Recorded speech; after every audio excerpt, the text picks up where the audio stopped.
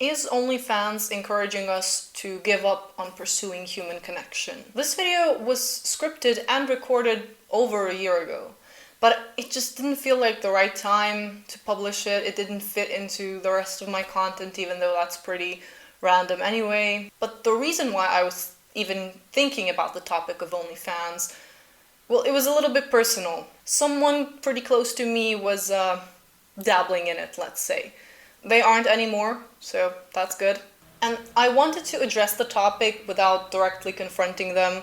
I still wanted to pour out my thoughts and opinions and concerns out into the world in the form of a video, I guess. I think we all know what OnlyFans is at this point. It started off as a platform where creators could share their photos and video clips with their followers for a monthly subscription fee. Initially, content creators would be artists, musicians, fitness instructors. But about 2 years after its launch, OnlyFans started encouraging a different type of content. And it gradually became what most people know it as today. A website that mainly focuses on sharing adult content. In this video, I'm going to refer to OnlyFans models as creators and OnlyFans subscribers as consumers. And I personally believe that OnlyFans is damaging to both the consumer and the creator.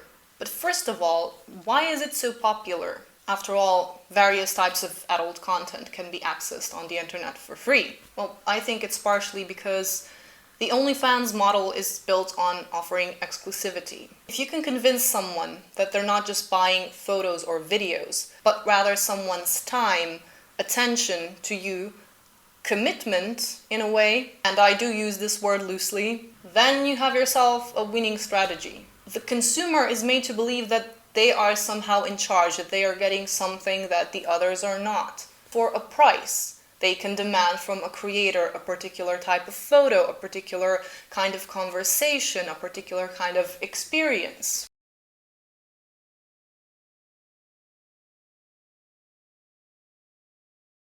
For example, that girlfriend or boyfriend experience, it gives the consumer the feeling that the creator is focusing solely on them, that he or she is tailoring the conversation to the consumer, that it's something special and unique. That feeling of exclusivity makes the OnlyFans products more lucrative than products that can be accessed for free by anyone at any time. Nothing special about that. Where there is demand, there is supply, and vice versa. Clearly, there are consumers out there who are looking for OnlyFans type content.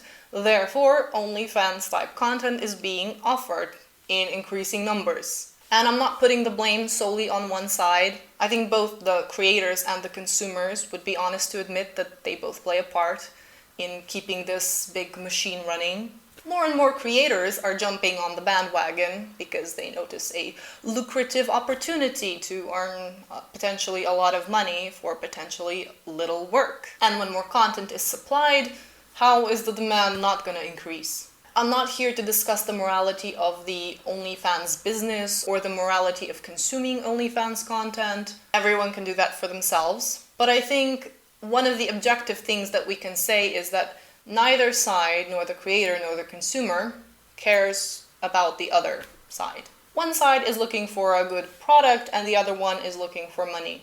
This machine divorced from emotion, whose only goal is to generate profit, can therefore exist. There is no human connection inside, although we can argue that the pursuit, the search for that human connection is the driving force behind the OnlyFans model. But all you're getting is a facade of a connection at best. Because of course, to have a connection of any kind, both parties involved must care for the other and have the other's best interest in mind. Yet in the world of OnlyFans, everything is contrived and disingenuous.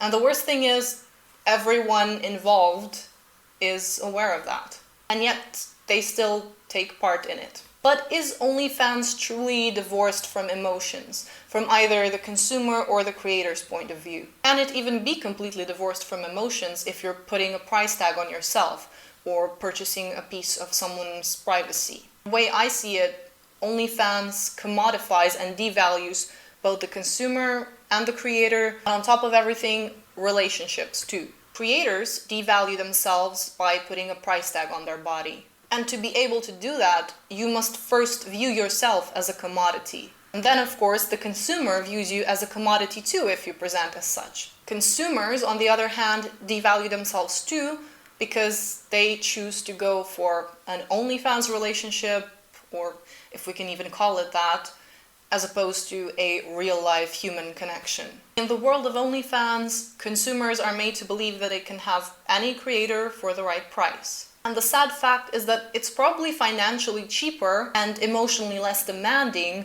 to pay a creator to be your girlfriend, or to supply you with photos and videos of whatever you desire, rather than investing time, energy, and money into a real healthy relationship with a fellow human being. Now, as a consumer, if one particular creator isn't satisfying your needs, you can say, okay, no problem, unsubscribe and find someone else who will do everything you want, anything you want, and potentially for less money. But that's not how real life works, or how any relationship is gonna last long term. And that's the catch. Consuming OnlyFans content can make someone feel like they're experiencing something close to a real connection or a real relationship, but it's nothing more than a short-term fix at best. I really struggle to comprehend how women, since most OnlyFans creators are women, how they can partake in this process of devaluing themselves. And by extension, they are also complicit in encouraging the toxic view that many young men hold today in regards to women and relationships. If a consumer is made to believe that they can have anyone for the right price from the comfort of their own couch, why bother on something that demands time, dedication, real emotions, loyalty, hard work? Having a parasocial relationship is just so much easier, right? But that lack of desire for commitment is damaging to both men and women. Why would a man commit himself to a woman in real life? Because she needs to first be won over, and then she's also a human with her own thoughts and good and bad days, with her weaknesses and strengths, physical and emotional needs. This is something that does not apply to an online product. An online product is always there for you and expects nothing but money in return. It's easy to see then how lucrative it could be to choose that over a real relationship. On OnlyFans, you don't have to worry about your looks, your social skills, your social standing, your job. All you need is money. OnlyFans is a place where fantasy can remain fantasy, but it makes you feel like it's just yours for only $5 per subscription. When you put a price tag on the amount of skin you're showing, or on the text messages that you send, whether your words are genuine or not, when you're responding to objectifying and lusty messages from your subscribers, followers, consumers, can you really do that without it impacting you in some way or another? Is it truly just business if you're posing suggestively for a random internet stranger's desires? What if it's not even a stranger, you just don't know it? What if it's one of your friends, a creepy neighbor that's stalking you and you're not aware of that? Your best friend's husband or boyfriend? What if a relative comes across your content? Your future children and their friends one day. Can selling yourself ever be just business?